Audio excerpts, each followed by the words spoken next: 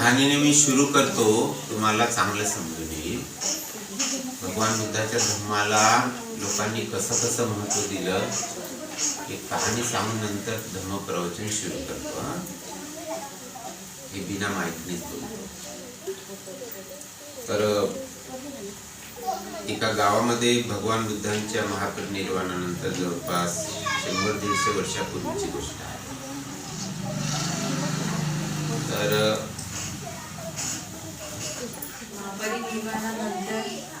हा 100-150 वर्षापूर्वी महापरिनिर्वाणानंतर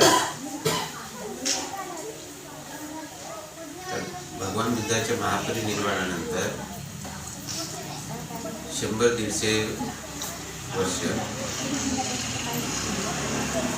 त्यावेळची गोष्ट आहे. तर एका गावामध्ये एक भंतेजी येतात. आपल्यासारखंच गाव असतं. भंतेजी येतात. तर काही लोक आम्ही काऊन ठेवायचं त्या आमच्याकडे, त्यांच्याकडे एक छोटस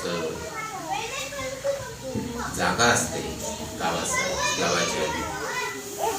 गावातील लोकांना बसण्यासाठी. म्हणजे त्यावेळेला विहार नव्हते एवढे. तर गावागावांमध्ये काही चांगलं धार्मिक कार्य करायचं असेल तर बसण्याची जागा होती. कोणी सत्पुरुष आले तर त्यांना बसण्याची जागा होती. तर काही निधर्मी लोकांनी असं ठरवलं की या साधूला म्हणजे भंतेजींना एवढे दिवस आम्ही गावात ठेवू 3 महिन्यासाठी, मग 3 महिने जेवण द्या, 3 महिने याचं करत बसा. त्याच्यानंतर काही ज्यांना वाटते अरे आमचे जे बाकीचे प्रोग्राम आहेत ते नाही चालतील त्याच ठिकाणी, मग तर आम्हाला अडचण होईल. काही अन्य प्रोग्राम बी घ्यायचे आहे, मग आमच्या गावामध्ये धर्मच पसरेल. तर अशा मग आमच्या विचाराचे लोक असल्यापेक्षा या धार्मिक विचाराचे लोक जास्त बनतील. तर म्हणून त्या निधर्मी लोकांनी त्या भंतेजींना नाही ठेवलं आणि ठेवणार नाही. तर मग काय करावं म्हणून वर्षावा सुरू बी होऊन गेला, पण लोक ठेवायला तयार नाही. गावात मीटिंग झाली, भंतेजीला ठेवावं. अर्ध्या लोकांनी म्हटलं नाही ठेवा. मीटिंग झाली तर परिस्थिती अशी होत गेली की वर्षावासाची वेळ येऊन गेली. वर्षावास सुरू बी झाला, पण भंतेजीला काही कोणी ठेवतो असं म्हटलंच नाही. शेवटी गावातील लोकांनी भंतेजीला काढून आणि मग गावातील लोकांनी कोणीच काळजी घेतली नाही. तर भंतेजी गावाच्या बाहेर जे मोकळी जागा होती तिथे जाऊन, आता वर्षवासामध्ये भंतेजींना नियम आहे की त्यांनी इतरत्र फिरू नये आणि त्यांना असा आश्रय असेल, वरून छत असेल, अशा ठिकाणी ते राहिले पाहिजे. अशी एक भगवान बुद्धांनी घालून दिलेला विनय आहे. आणि म्हणून भिक्षू ह्या 3 महिन्याच्या काळामध्ये आषाढ पौर्णिमा ते आश्विन पौर्णिमा किंवा भाद्रपद म्हणजे पुन्हा आषाढ पौर्णिमा ते काही भिक्षू कार्तिक पौर्णिमा या काळापर्यंत एका ठिकाणी राहतात. तर त्यांनी काढून दिलं तर आता कुठे जातील बनते. वर्षवास सुरू बी झाला तर गावात मोकळी जागा होती, मग तिथेच जाऊन बसून गेले. तिथेच झोपायचे, तिथेच राहायचे, तिथेच झोपायचे, तिथेच राहायचे. 3 महिने तिथे काढले त्यांनी. आणि 3 महिने पाऊसच नाही. पावसामुळे भिक्षूंना सांगितलं छताखाली राहा. गावातल्या लोकांनी भिक्षूंना काढून दिलं. तिथे पाऊसच येत नाही. पूर्ण बरसात खाली गेली पण एक बुंदही पाऊस पडला. लोकांचे शेत उद्ध्वस्त झाले, सर्व परेशान झाले. मग ते भंतेजी निघून गेले. ते निघून गेल्यावर दुसऱ्या वर्षी तरी पाऊस पडेल, पण दुसऱ्या वर्षी पाऊस. लोकांचा पूर्वीच्या काळामध्ये पैसा जास्त नव्हता. शेतीतून जे उत्पन्न होत होतं त्याच्यावरच लोकांची श्रीमंती निश्चित होती. खा प्यायला मिळालं म्हणजे माणूस तर जिवंत राहील. पैशाने तर जिवंत राहत नाही, सोन्या नाण्याने. तर शेतीतून मिळेल तरच जिवंत राहतील, गाव खुशाल राहील. पूर्वी असंच होतं की जर शेतीत भरपूर पीक आलं, भगवान बुद्ध आशीर्वाद पण द्यायचे आणि देव असं तू कालेनं सस्य संपत्ती हे तुझं. सस्य म्हणजे पीक संपत्ती तुम्हाला खूप प्राप्त हो, म्हणजे शेतीतून उत्पन्न जे आहे ते खूप प्राप्त हो असा बुद्धांचा आशीर्वाद पण राहायचा. तर आणि तुमच्या शेतामध्ये खूप उत्तम वेळेवर वर्षा येऊ, म्हणजे पाऊस पडो, वेळेवर वर्षा येईल, तुम्हाला पीक भरपूर येईल. पीक भरपूर आलं तर तुम्ही श्रीमंत झाले, तुमचं जीवन सुखाचं गेलं.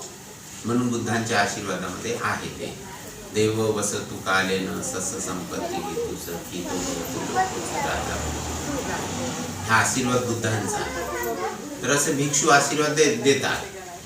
जर कोण्याही भिक्षूला आपण काही दिलं तर भिक्षू आशीर्वाद देतात की तुमच्याकडे वेळेवर वर्षा हो, तुमच्या शेतामध्ये तुम्ही केल्यामुळे आणि तुमच्या या वेळेवर वर्षा झाल्याने तुम्हाला भरघोस पीक येवो आणि त्यामुळे तुमच्या प्रदेशामध्ये सुद्धा सर्व लोक नम्र बनवू, एकमेकांचा आदर करणारे बनवू आणि अशाच लोकांचं विश्व तयार होऊन तुमच्या देशाचा राजा पण धर्मवान हो, तर तुम्हा सर्वांचं रक्षण चांगलं करेल. समजा एखादा प्रेमळ राजा आपल्याला भेटला, बाबासाहेबांसारखाच पंतप्रधान भेटला, तर आज आपण कसे राहिलो असतो.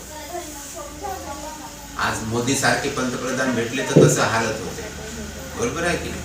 देवासारखा माणूस भेटला राजा म्हणून तर महान कल्याण होईल पुऱ्या देशाचं.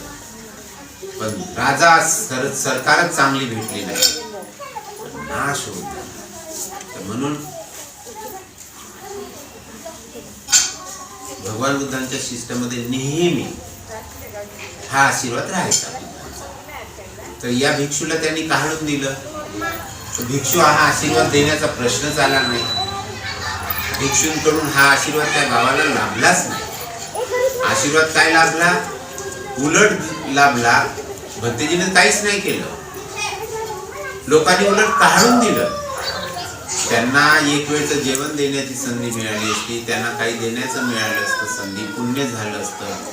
तर काहीच नाही करता आलं गावातल्या एकाही लोकांना. कोणीच पुण्यशाली बनलं नाही. आपल्याला जेवण बी मिळते, आपण चांगलं खातो बी, तर याच्या मागे कारण तुम्हाला सांगतो, पुण्याचा. पुण्य नसेल तर आपल्याला चांगलं खायला नाही मिळत. विचार करा की आज आपल्याला सुंदर घर मिळालं, चांगले मायबाप भेटले होते म्हणून घर मिळालं. घर प्रत्येकाने आपण बांधलं का? नाही बांधलं. जन्म झाल्यावर मायबापाचं आयतं घर भेटलं, लग्न झाल्यावर समजा पतीचं भेटलं, किंवा लग्न नाही झालं तरी मायबापाचा मुलगा असेल तर मायबापाच्या घरामध्ये राहत आहे.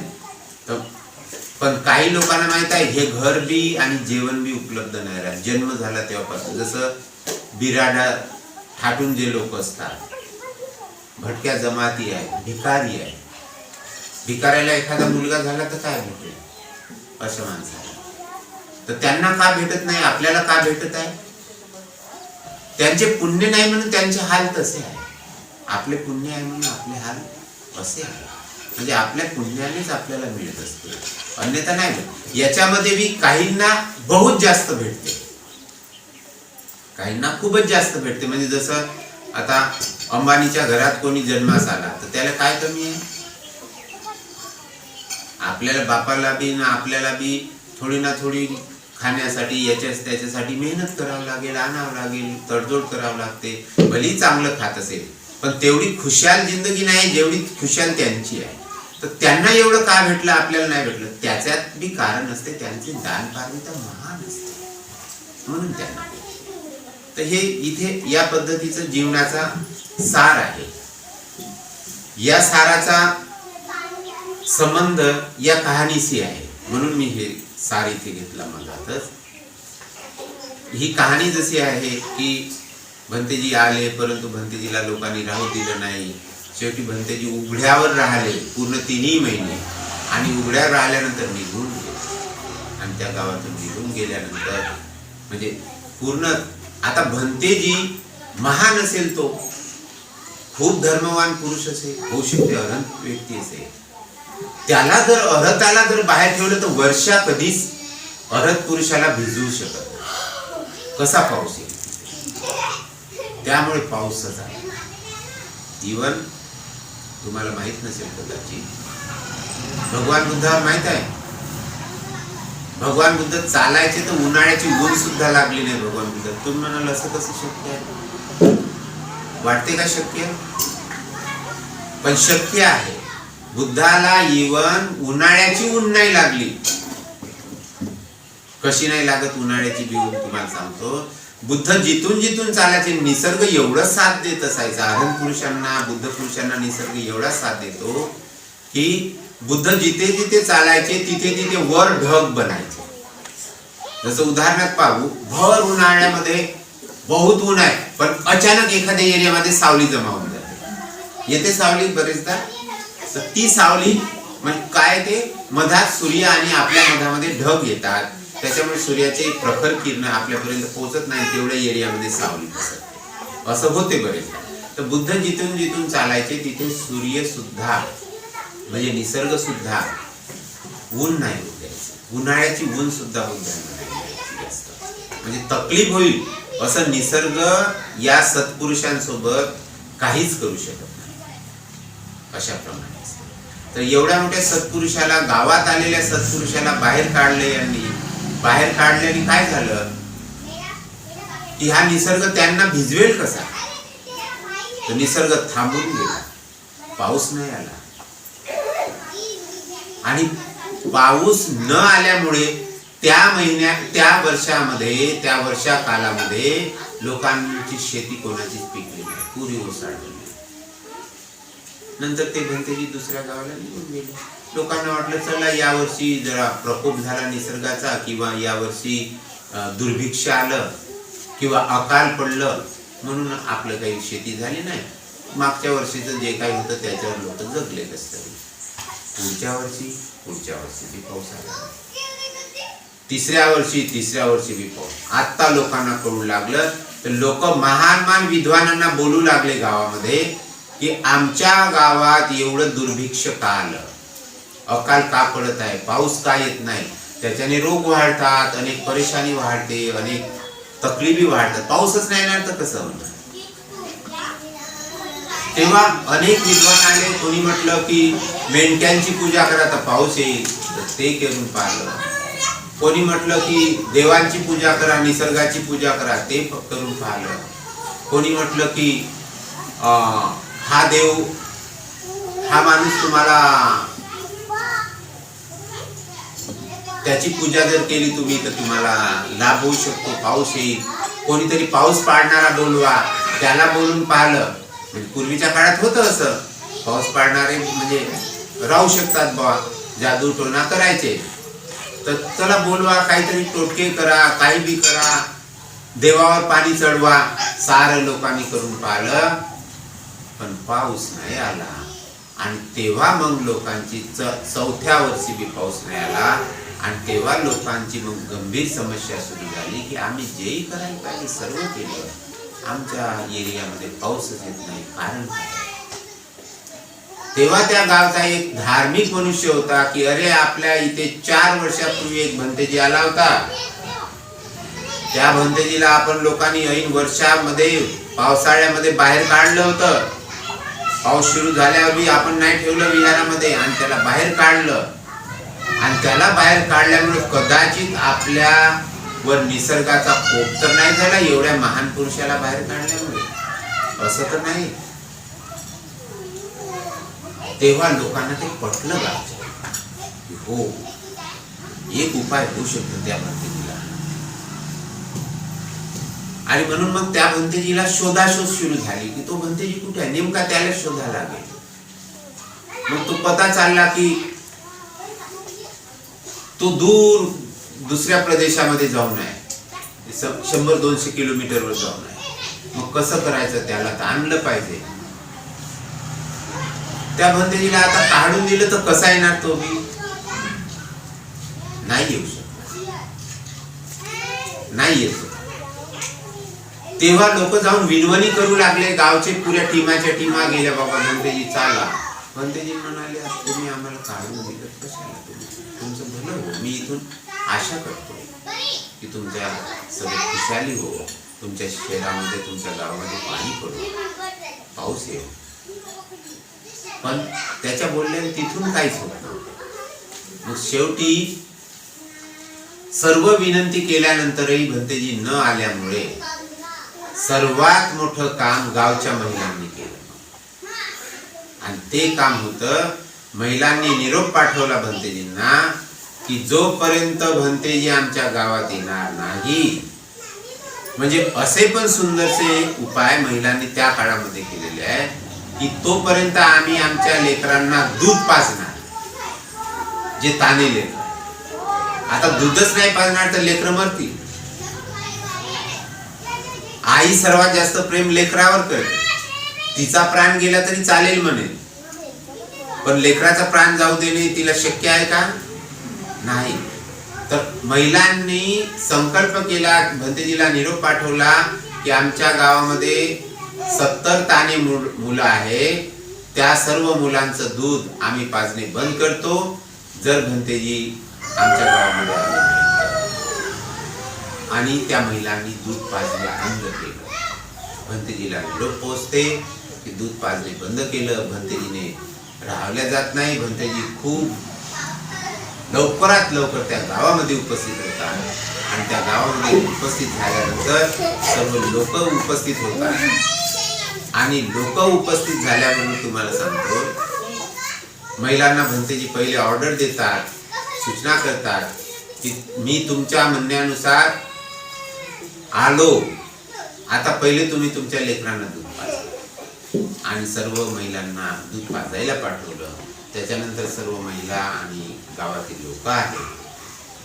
त्याच्यानंतर भंतेजीने धम्मदेशना दिली आणि धम्मदेशना दिल्यानंतर लोकांना समजवलं की आपल्या जीवनाचं आणि पुण्यकर्माचं, आपल्या जीवनाचं आणि व्यवहाराचं, आपल्या जीवनाचं आणि सत्पुरुषाचे काय संबंध आहे.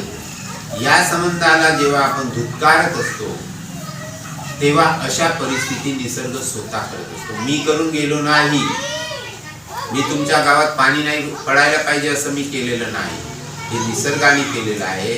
पण मीच यानंतर तुम्ही तुमच्याकडून घडलेल्या चुका निसर्गाकडून माफी मागा आणि त्या चुकाला पुसण्यासाठी भंतेजींना, मी तर राहणार नाही पण भंतेजींना निमंत्रण करा तुम्ही की तुम्ही आमच्या विहारामध्ये थांबा, आमच्या गावामध्ये थांबा भंते, आम्ही तुमची व्यवस्था करतो. आणि असं बोलल्यानंतर आणि तुमच्या मानसिकतेमध्ये तसं असलं पाहिजे की खरंच मी व्यवस्था करतो. तर भंतेजीला थांबण्यासाठी जसंही तुम्ही म्हणणार तर पाऊस आपण असं. आणि जसंही लोकांनी याचना केली की भंते आपण आमच्या विहारामध्ये थांबा, आणि भंतेजींनी त्याच्या थांबण्याला म्हणजे दुजोरा दिला. आणि जसाही दुजोरा दिला म्हणजे स्वीकृती दिली, तत्क्षणी पाऊस सुरू झाला. आणि तेव्हापासून मग पाऊस सुरू झाला. गाव खुश आहे. तर म्हणण्यात या घटनेतून आपल्याला इथे हे शिकायला मिळते की सत्पुरुष लोकांना आपण थोडं भी संपर्कात राहिलो, संगती मिळाली, चांगल्या लोकांमध्ये वावरलो तर सदा सदा चांगलंच होते. इव्हन एवढं चांगलं होते की निसर्ग सुद्धा या पद्धतीने परिवर्तन करतो आपल्यासोबत. म्हणून सत्पुरुष लोकांसोबत फिरा, सत्पुरुष लोकांसोबत बसा. सत्पुरुष म्हणजे स्वच्छ मनाचे लोक. याच्यामध्ये भंतेजी सर्वात जास्त स्वच्छ मनाचे लोक मानतात. तर त्यांच्यासोबत बसा, उठा. त्यांच्यासोबत कुठेही गेले तर तुम्हाला धोका होणार नाही. सत्पुरुषांसोबत वेळ घालवला तर नुकसान होणार नाही. पण सत्पुरुष लोकांचा अपमान बी केला, थोडा बी अपमान केला, तर निसर्ग एवढा कोपतो की आपल्यासोबत काही बी करू शकतो. आणि म्हणून म्हणजे आताही मला आठवते की आताच मूलची एक घटना आहे, म्हणजे ताजी घटना. माझ्या जीवनात अशा अनेक घटना. घटना आहेत. एक यंग पोरगा आहे मूलचा, त्याने भंतेजीचे बेड जाळला मुलला. इतका त्रास दिला की हे भंतेजी इथून पळाले पाहिजे. तर तुम्हाला सांगतो, यंग मुलगा पूर्ण अंगाने अपंग झाला, लकवा होऊन गेला. आधार देऊन दुसऱ्याचा चालत असते तसं खाटेवर पडलेला. आणि त्या मुलचा गुंडा सर्वात निसर्गाची ह्या पुण्यकर्म आणि पापकर्माचे परिणाम. आणि म्हणून म्हणजे एवढे जास्त परिणाम असतात. आणि या परिणामाला, या चांगल्या गोष्टीला आजचा समाज माहित आहे, बरेचदा धुतकारतो, विश्वास करतो, समजून घ्यायला तयार नाही. त्याच्याने निश्चितपणे आपण चुकतो कुठेतरी. माझ्यासोबत सुद्धा अनेक लोकांनी कधी कधी आम्ही, आता मला माझा 30वा वर्षवास संपला, म्हणजे भिक्षू बनून 30 वर्षवास माझी पूर्ण झाले. एवढ्या कारकिर्दीमध्ये अनेक त्रास देणारे लोक आले, पण ज्यांनी खरंच माझा काही गुन्हा नसून मी त्रास दिला, मोठे बलाढ्य लोक बी मी माझ्याच या कारकिर्दीमध्ये समतानी पाहिले आणि फार वाईट पद्धतीने समजले. दुर्गतीला पोहोचले, भलं नाही झालं. तर सांगण्याचा उद्देश हा आहे की जीवनामध्ये जर सत्पुरुषांची संगती मिळाली, थोडा वेळ मी संपर्क मिळाला, नेहमी आपण आपल्या जीवनामध्ये चांगल्या लोकांशी वावरत राहिलो, तर जीवनाचा कसा कायापालट होतो सांगतो. आणि म्हणून तथागत बुद्ध नेहमी तुम्हाला आशीर्वाद देतात की इमेना पुण्यकम्मेन मामे बाल समागमो सतं समागमो बघू यावं. याचा अर्थ हा होत असतो, या पुण्यकर्माने, जे आज तुम्ही पुण्यकर्म केलं, या पुण्यकर्माने मामे बाल समागम, बाल म्हणजे मूर्खांची संगत तुम्हाला मिळायला नको. कधी तुमच्या संपर्क मूर्खासोबत होऊच नाही. असं झालं पाहिजे जीवनामध्ये, असं बुद्ध म्हणतात. तुमच्या जीवनात असं हो की एक क्षणासाठी तुम्हाला मूर्ख लोक भेटायला नको. सतं समागम होतो. आणि सत्पुरुषांची सतं समागम, सत्पुरुषांचा समागम म्हणजे संपर्क, म्हणजे संगत तुम्हाला सदा लाभो. केव्हापर्यंत? सतं समागम होतो यावं निब्बाण, जोपर्यंत तुम्हाला निर्वाणाचा साक्षात्कार होत नाही, म्हणजे तुम्ही पूर्ण दुःखातून मुक्त होत नाही, तुमच्या जीवनातले सारे दुःख जोपर्यंत समाप्त होत नाही, तोपर्यंत तुम्हाला सदा सत्पुरुषांची संगती लाभो. का असं म्हटलं? याचं कारण असं आहे की दुःख येण्यासाठी फक्त जर कोणी कारणीभूत असेल आपल्या जीवनामध्ये, तर मूर्खांची संगती. थोडी मूर्खाची संगती लाभली की आपण दुःखात गेलो, आपण सुखी नाही राहू शकत. का? तर याचं साधं कारण आहे,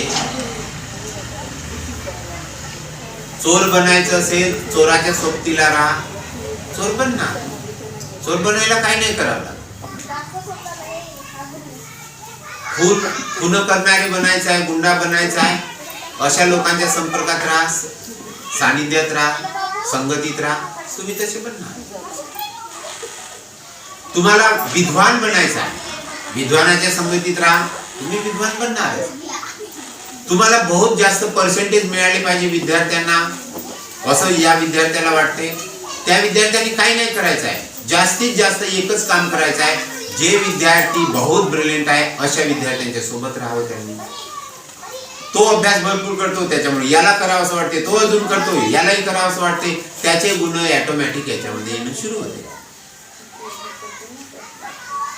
तुम्ही आता माझ्यासोबत एवढ्या वेळ भेटल्या, जेवढा वेळ आज तुमची आमची भेट सुरू झाली, माझ्याकडून तुम्हाला वाईट काहीच नाही भेटत आहे. जे भेटेल चांगलं आणि चांगलंच भेटेल, जे तुमच्या जीवनात कामाचंच पडेल. म्हणजेच भगवान बुद्धांनी याच्यासाठी असं म्हटलेलं आहे, म्हणजे तुमच्या जीवनामध्ये दुःख आलं त्याचं कारण तुम्ही संगत कोणती पकडली होती त्यानुसार.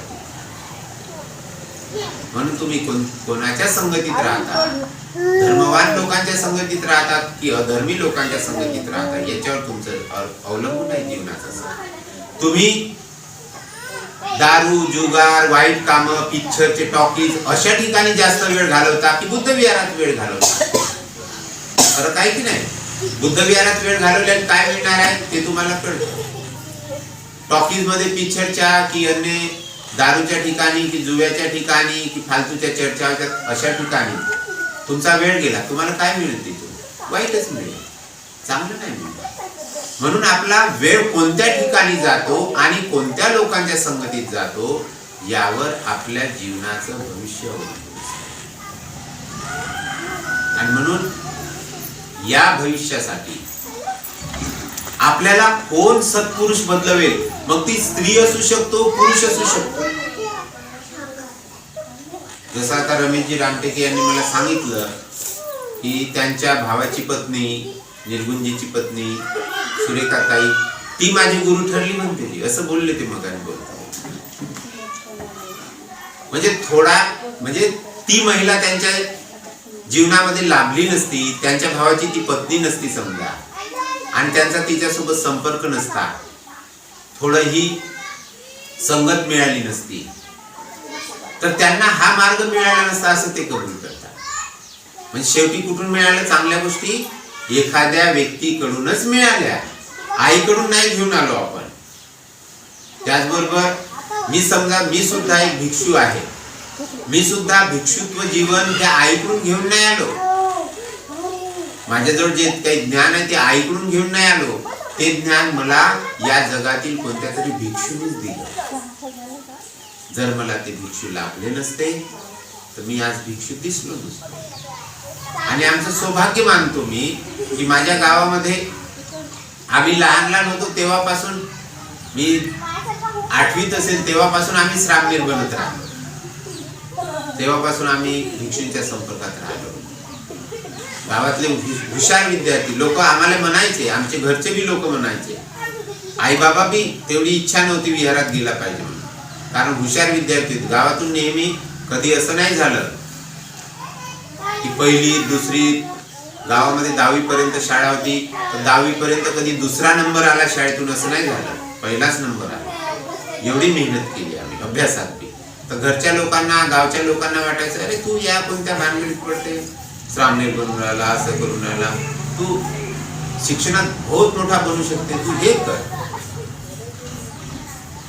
ज्या वर्गात राहू त्याच वर्गामध्ये दुसऱ्या मुलांची ट्युशन पण घेत होतो. 8वीत आहोत तर 8वीच्याच मुलांची ट्युशन घेऊ, असं चालायचं माझं. पण तरी हे जसे भिक्षूंना पाहायचं एक अट्रॅक्शन असायचं, कारण की पूर्वजन्माचं सुकृत पुण्य तिकडे अट्रॅक्ट करत होतं, आकर्षित करत होतं. तर अशा प्रमाणे ते संगतच नसती समजा, एक उदाहरणात मला मिळाली. आज मी भिक्खू असतो का? तर मी भिक्खू झालो, संगत मिळाली. तुमच्या जीवनामध्ये जसं रमेशजी रामटेके यांच्या जीवनामध्ये जर बघितलं तर कोणी ना कोणी लहानसा बाळक सुद्धा धर्मवान असेल ना, तो भी मोठी प्रेरणा देऊ शकतो. आवश्यकता आहे, वय इम्पॉर्टंट नाही, स्त्री आहे की पुरुष आहे हे इम्पॉर्टंट आहे, ते धर्मवान असले पाहिजे. सत्पुरुषाचे गुणधर्म त्यांच्यात असले पाहिजे, आणि तेव्हा निश्चित मोठा परिणाम. म्हणून अशा सत्पुरुषांच्या संगतीत राहूनच माणसाचं जीवन चांगलं होत असतं, अन्यथा जीवन बदलू शकतं. आणि म्हणून असा एखाद्या वेळेला मधामधात जर असा आपण जसा आज कार्यक्रम घेतला आणि याच्यामध्ये तुम्हाला तुमचे नेतृत्व करणारे रमेशजी रामटेके सारखे लोक मिळाले, त्यांनी संपर्क साधला आमच्यासोबत, असा प्रोग्राम झाला. म्हणजे एका चांगल्या माणसाचा थोडा तरी वेळ आम्हाला संपर्क मिळावा, त्याची संगत लाभावी, तर त्याच्याने काय झालं? आज आपण चांगल्याच गोष्टी शिकणार, जीवनाचे मोठे मोठे सार आपल्याला. तर अशा प्रमाणे भगवान बुद्धांचा धर्म आपल्याला सर्वप्रथम एक गोष्ट शिकवत आहे, ती म्हणजे संगत चांगल्या लोकांची. आणि तुमच्या दुःखाचं मूळ कारण आहे तुमच्या सोबत तुम्ही तुमच्या जीवनामध्ये कशा व्यक्तीसोबत तुमचं जीवन घालवत आहे ते तुमच्या जीवनामध्ये तुमच्या दुःखाचं कारण. जर तुमच्या